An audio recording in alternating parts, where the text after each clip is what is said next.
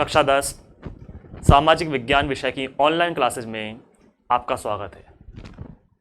पिछली क्लास में हमने उद्योगों के विभिन्न प्रकारों के बारे में जाना। हालांकि देखा जाए तो उद्योग एक प्रकार के जहां वस्तुओं का रूप परिवर्तन होता है, प्रकृति से प्राप्त कच्चे माल का जहां रूप परिवर्तन कर दिया जाता है, वह उद्योग है।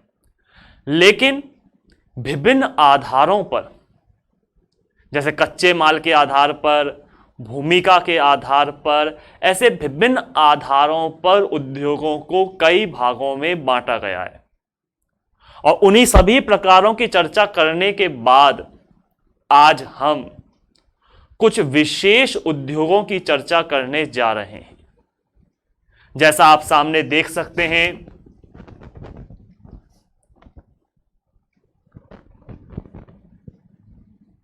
सबसे पहले कृषि आधारित उद्योग।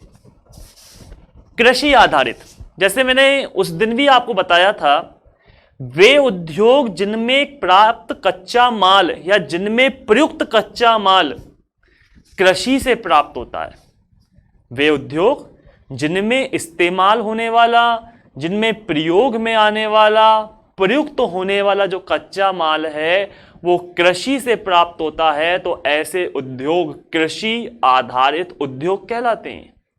जैसे सूती वस्त्र उद्योग। अब सूती वस्त्र उद्योग का कच्चा माल क्या है, आपको यह ध्यान रखना है। सूती वस्त्र उद्योग का कच्चा माल है कपास, और कपास प्राप्त होती है हमें कहां से? कृषि से। इसके अलावा शक्कर उद्योग का कच्चा माल क्या है? गन्ना, और गन्ना हमें कहां से प्राप्त होता है? कृषि से। उसके अतिरिक्त सूती वस्त्र के साथ साथ पटसन उद्योग भी है। पटसन की खेती की जाती है, जैसे जूट कहा जाता है। पश्चिम बंगाल में विशेषतर खेती होती है इसकी। रेशम उद्योग, रेशम का एक कीट होता है जिसे शहतूत के वृक्ष पर पाला जाता है। बायोकिज्मू नामक एक कीट होता है, और उस कीट से रेशम की प्राप्ति होती है।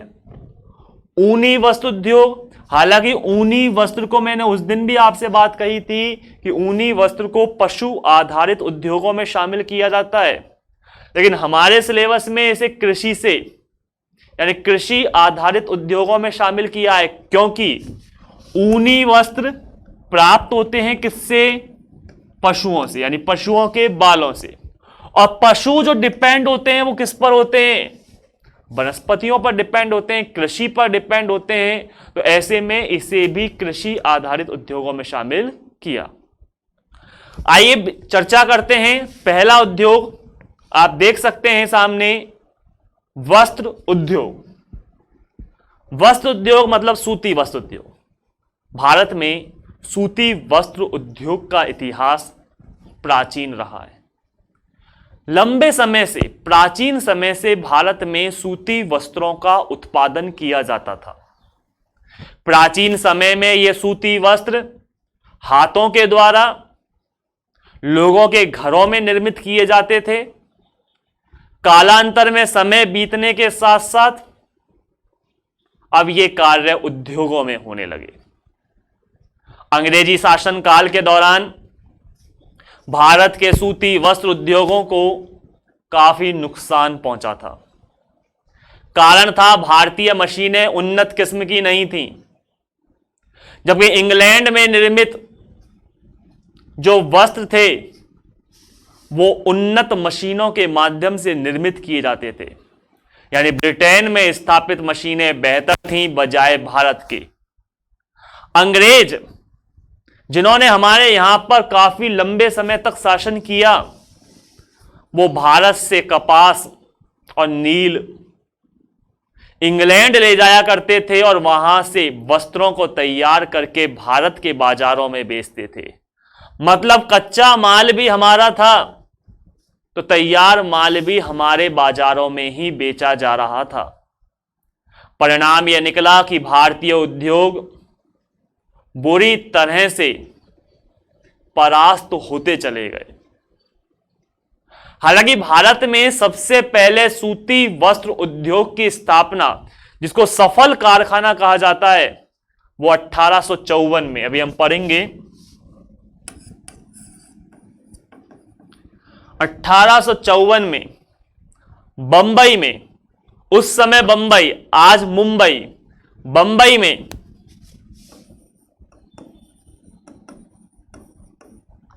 कावस जी डावर एक व्यक्ति थे, कावस जी डावर के द्वारा पहला सफल सूती वस्त्र कारखाना स्थापित किया गया था।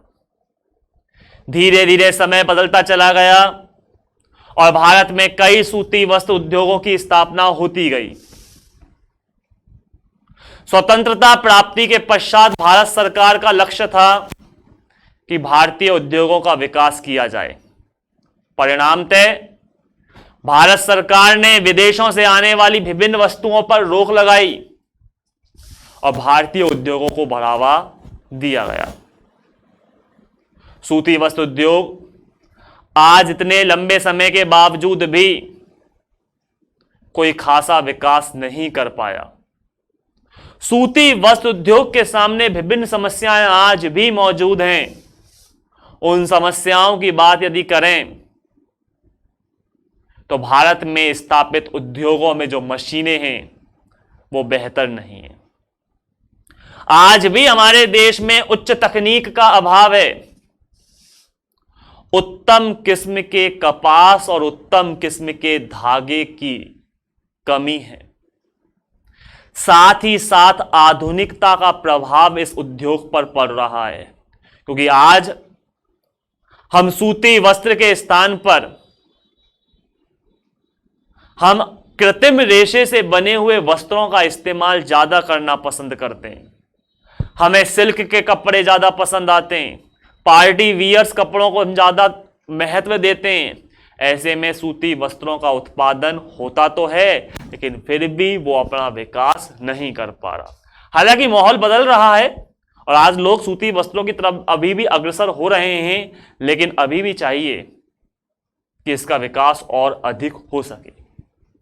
एक सूती वस्त्र उद्योग किन स्थानों पर स्थापित होता है, अगर आपसे पूछा जाए तो आपको वही पॉइंट बोलने हैं जो हम पहले देख चुके हैं कि एक उद्योग की अवस्थिति को प्रभावित करने वाले कारक कौन कौन से।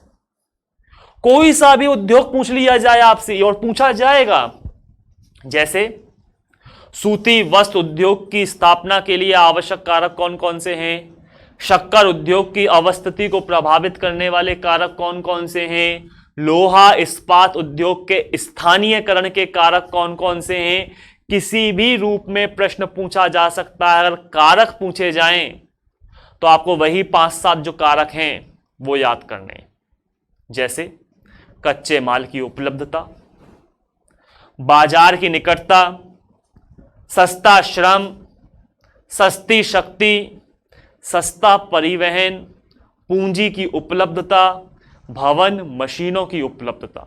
तो ये कई ऐसे कारक आते हैं जो आपको सभी में लिखने हैं। बस अंतर क्या करना है, ध्यान रखना, यदि प्रश्न पूछा जा रहा है कि उद्योगों की अवस्थिति को प्रभावित करने वाले कारक, ओवरऑल सिर्फ उद्योग, पर्टिकुलर कोई उद्योग का नाम नहीं दिया गया है कि सूती वस्त्र या शक्कर या कोई सा, सिर्फ यहां दिया गया है उद्योग की अवस्थिति को प्रभावित करने वाले कारक, कि एक उद्योग की आपको स्थापना करनी है। यहां यह नहीं दिया गया कौन सा उद्योग स्थापना करनी है, खाली यह पूछा जा रहा है कि एक उद्योग की स्थापना करनी है, चाहे कोई सा भी हो, तो इसके लिए कौन कौन सी परिस्थितियां अनुकूल होनी चाहिए। तो ऐसी स्थिति में तो आपको सारे कंडीशन वो की वही लिखनी है कि कच्चे माल की उपलब्धता होनी चाहिए, बाजार की निकटता होनी चाहिए, सस्ता श्रम, सस्ती शक्ति उपलब्ध होनी चाहिए, भूमि भवन मशीनों की उपलब्धता होनी चाहिए, पूंजी की भी उपलब्धता जरूरी है। तो ये सभी तत्व लिखेंगे। लेकिन यदि पर्टिकुलर कोई सा उद्योग पूछा गया, जैसे सूती वस्त्र उद्योग पूछ लिया, सारे पॉइंट वही लिखने हैं, सिर्फ पहले पॉइंट में आपको एक शब्द जोड़ देना है, क्या, कच्चे माल अर्थात कपास की उपलब्धता। बस यानी कपास शब्द जुड़ गया यहां पर, क्योंकि सूती वस्त्र उद्योग की बात कर रहे हैं तो सूती वस्त्र का कच्चा माल हमें यहां लिखना है और बाकी के सभी पॉइंट सेम टू सेम चलेंगे। अगर पूछ लिया गया शक्कर उद्योग तो यहां पर भी शक्कर उद्योग का कच्चा माल जोड़ देना है।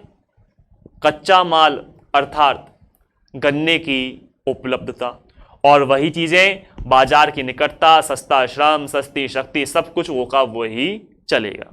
तो हमने देखा सूती वस्त्र उद्योग के बारे में कुछ चीजें। सूती वस्त्र उद्योग एक ऐसा उद्योग है जिसके हर चरण में श्रमिकों की आवश्यकता पड़ती है। हर चरण में ये सूती वस्त्र उद्योग के विभिन्न चरण हैं। सबसे पहले रेशे का उत्पादन किया जाएगा, यानी कपास को बोया जाएगा। कपास की डोरियां निकलेंगी, उन डोरियों में से कपास को बाहर निकालेंगे। डोरियां मतलब जैसे आपने देखा होगा आंकड़े का पौधा, आंकड़े के पौधे में कैरी नुमा संरचना आती है। जब वो कैरी नुमा संरचना फट जाती है तो उसमें से कुछ रेशेदार पदार्थ बाहर निकलते हैं, जिन्हें हम सामान्य भाषा में हाबू बोलते हैं। बच्चों को डराने के लिए, खेलने के लिए हाबू आ गया, हाबू आ गया। अरे वो हाबू है क्या?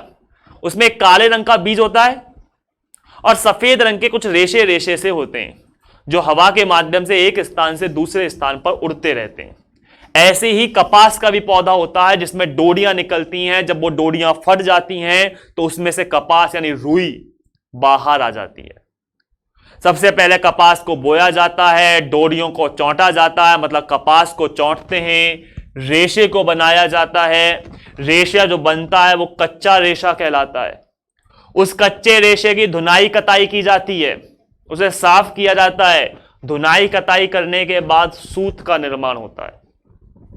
इस सूत से बुनाई की जाती है और इस बुनाई के बाद कपड़ा निर्मित होता है। धागे के ताने और बाने, दो प्रकार के कपड़े में धागे होते हैं, एक खड़ा धागा, दूसरा आड़ा धागा। ऐसे खड़े धागे और आड़े धागे को ताना बाना कहते हैं। ताने को जब बाने में बुना जाता है तो बनता है कपड़ा। आप अपने कपड़े को देखना, कोई भी कपड़ा हो गौर से, उसमें एक खड़ा धागा दिखाई देगा और एक आड़ा धागा दिखाई देगा। बुनाई की जाती है, कपड़ा बन जाता है। ये कपड़ा सिर्फ प्लेन कपड़ा होता है, उसको रंगा जाता है, शुद्ध किया जाता है, डिजाइन डाले जाते हैं। कपड़े के रंगने के बाद ये गारमेंट बन जाते हैं, कपड़े बन जाते हैं, पहनने योग्य निर्मित वस्त्र बन जाते हैं। इन निर्मित वस्त्रों के अंतर्गत इनको और किसी रूप में परिवर्तित कर दिया जाता है। एग्जाम्पल, जैसे कॉटन का एक कपड़ा, वो पहले होगा सफेद रंग का, क्योंकि कॉटन भी कैसी है, सफेद रंग की है। सूती, जो सूती वस्त्र हैं सूत से बने, कपास से बने, उसकी रंगाई बुनाई करेंगे, उस पर डिजाइन वगैरह डाल देंगे तो एक रंगीन कपड़ा बन जाएगा। फिर वो रंगीन जो वस्त्र बना है उसको काट छांट करके आप उससे शर्ट बना रहे हैं, आप उससे पैंट बना रहे हैं, आप उससे इन अन्य वस्त्रों का निर्माण कर रहे हैं, वो इसमें शामिल किए जाते हैं। तो यहां हर चरण में मानवीय श्रम की आवश्यकता होती है। और जैसे एक चरण से दूसरे चरण में पहुंचेंगे, कीमतें लगातार बढ़ती चली जाती हैं। अगर रेशे की कीमत 5 रुपए है सपोज कीजिए, तो यहां तक पहुंचते पहुंचते कीमत 500 रुपए तक हो जाती है, क्योंकि मानवीय श्रम इसमें शामिल है। मानव का श्रम लग रहा है, मेहनत लग रही है। जब मेहनत लगेगी, श्रम लगेगा, तो स्वाभाविक सी बात है लागत का बढ़ना तो निश्चित है। देखिए यहां जैसे मैंने आपको बताया था, पहला सफल सूती वस्त्र उद्योग 1854 में मुंबई में लगाया गया था। हालांकि यहां मुंबई शब्द दिया गया है, लेकिन उस समय बंबई था ये नाम। और इसकी स्थापना जो की थी वो कावस जी डावर ने की थी। इसके साथ ही हमने देखा कि एक सूती वस्त्र उद्योग किन स्थानों पर स्थापित हो सकता है, जो मैंने बताया अभी आपको कि आपको कुछ पॉइंट याद करने हैं। कपास की उपलब्धता होनी चाहिए, यानी कच्चे माल की उपलब्धता, बाजार की निकटता, परिवहन की निकटता होनी चाहिए, पत्तन मतलब बंदरगाह, कच्चे माल को दूसरे देशों में ले जाने या तैयार माल को दूसरे देशों में ले जाने के लिए बंदरगाह भी होने चाहिए, सस्ता श्रम होना चाहिए, जलवायु भी आदर्श होनी चाहिए, जिससे कपास का उत्पादन हो सके। तो ये तमाम तत्व हैं कपास से संबंधित, सूती वस्त्रों से संबंधित। इसी क्रम में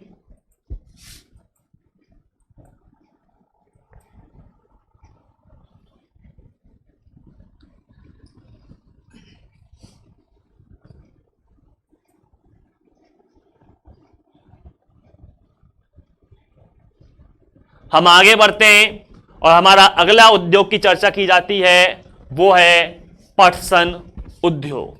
आप सोच रहे होंगे मैंने इतना सारा ऊपर स्लाइड कर दिया, काफी मैटर छूट गया। नहीं, छूटा कुछ भी नहीं है। वो सभी चीजें जो ओवरऑल मैं बोला हूं वही चीजें शब्दों में यहां लिखी हुई हैं। तो बेवजह समय बर्बाद करने का कोई मतलब नहीं कि मैं एक बार बोला फिर एक टू लाइन चलें, उससे कोई फायदा नहीं है। चीजें वही हैं। पटसन उद्योग, पटसन जिसको जूट कहा जाता है और इसका इस्तेमाल बोरियां बनाने के लिए, थैले बनाने के लिए या मोटे वस्त्रों का निर्माण करने के लिए किया जाता है। लेकिन आज ये पटसन उद्योग दुर्दशा की कगार पर आ चुका है, क्योंकि आज हम इसका इस्तेमाल करने में एक शर्म महसूस करते हैं, परहेज महसूस करते हैं। आज आप खुद देखिए, अपने घर से आपको यदि सब्जी लेने जाना है तो आप घर से थैला ले जाना उचित नहीं समझते। शर्म आती है कि थैला लेकर जाएंगे।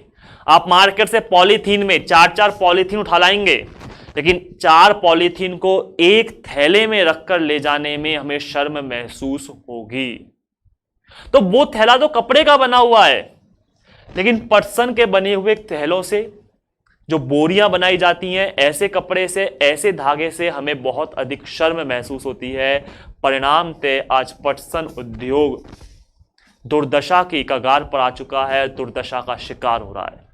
भारत में पहला जो पटसन उद्योग स्थापित किया गया था वो कोलकाता के निकट रिसरा नामक क्षेत्र में 1855 में लगाया गया था। पटसन पश्चिम बंगाल में उत्पादित होने वाला प्रमुख पदार्थ है।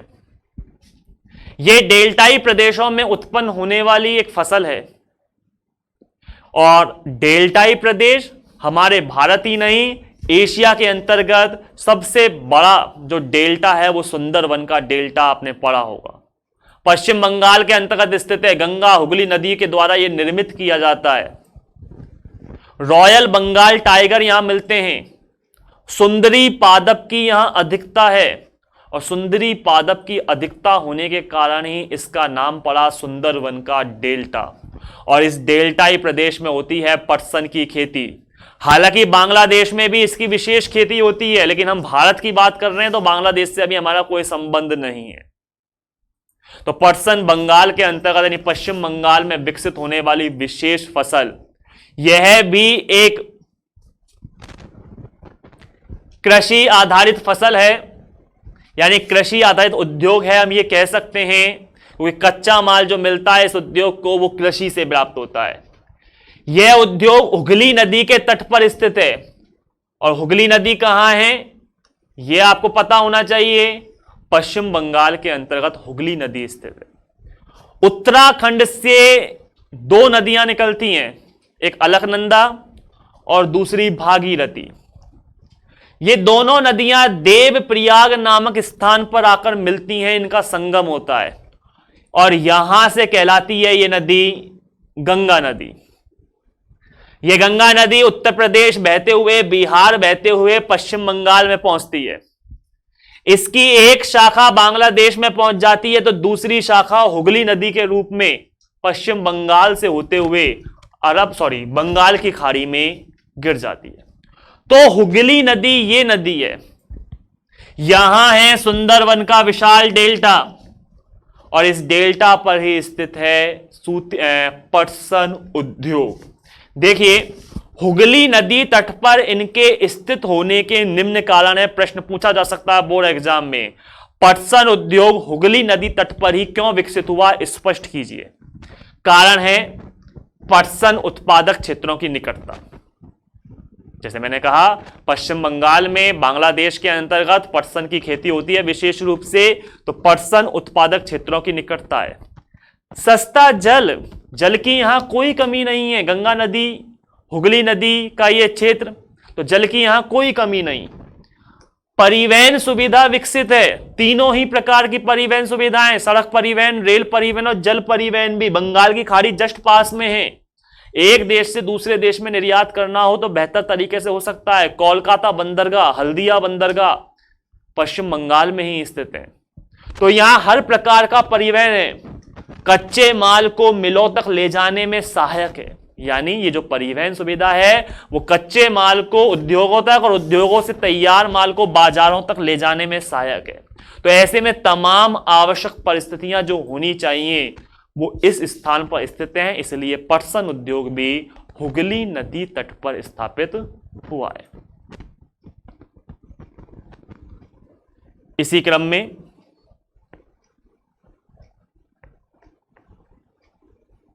अपना अगला उद्योग और देखते हैं आज के लिए, फिर इसकी चर्चा करेंगे हम विस्तार से कल यानी अगली क्लास में। शक्कर उद्योग। भारत का शक्कर उत्पादन में विश्व में दूसरा स्थान है। तो पहला स्थान कौन सा है आप बता सकते हैं? सोचिए कि जब यहां पर लिखा हुआ है कि भारत का शक्कर उत्पादन में विश्व में दूसरा स्थान है तो स्वाभाविक सी बात है पहला स्थान भी किसी का होगा, और वो पहला स्थान है ब्राजील का। ब्राजील का एक क्षेत्र क्यूबा, जिसे शक्कर का कटोरा कहा जाता है, विश्व में सर्वाधिक मात्रा में शक्कर का उत्पादन वहां पर होता है। भारत शक्कर उत्पादन के मामले में दूसरे स्थान पर आता है। हालांकि गन्ना उत्पादन के मामले में भारत का स्थान पहला है। गन्ना उत्पादन के मामले में भारत में सर्वाधिक गन्ना उत्तर प्रदेश में बोया जाता है, तो भारत में सर्वाधिक शक्कर का उत्पादन भी उत्तर प्रदेश में होता है। लेकिन वर्तमान में यह स्थान महाराष्ट्र ने ले लिया है, यानी वर्तमान में उत्तर प्रदेश के बजाय महाराष्ट्र में सर्वाधिक मात्रा में शक्कर का उत्पादन होता है। शक्कर उद्योग यानी चीनी उद्योग भी एक कृषि आधारित उद्योग है, क्योंकि इसका कच्चा माल है जो गन्ना वो कृषि से प्राप्त होता है।